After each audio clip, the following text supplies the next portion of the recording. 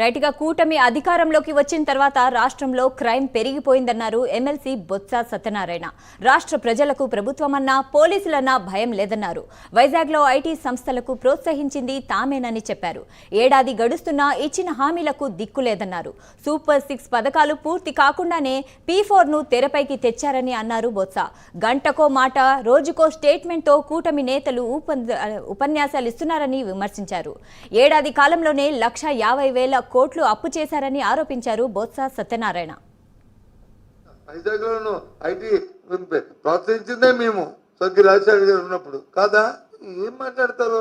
ఏదో అంతా తీసుకొచ్చి అది ఇంత ముందు ప్రభుత్వాలు ఏమి చేయనట్టు, ఏమి మొట్టమొదటి చేయనట్టు వీళ్ళేదో చేస్తున్నట్లు సంవత్సర కాలం అయింది. నువ్వు ఇచ్చిన హామీలకి దిక్కులేదు.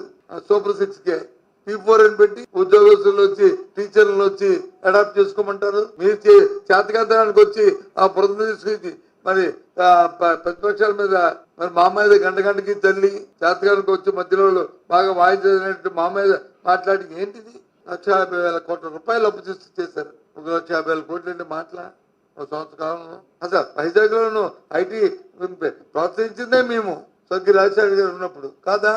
ఏం మాట్లాడతారు? ఏదో అంతా తీసుకొచ్చి అది ఇంత ముందు ప్రభుత్వాలు ఏమి చేయనట్టు, ఏమి మొట్టమొదటి చేయనట్టు వీళ్ళేదో చేస్తున్నట్లు సంవత్సర కాలం అయింది. నువ్వు ఇచ్చిన హామీలకి దిక్కులేదు. సూపర్ 6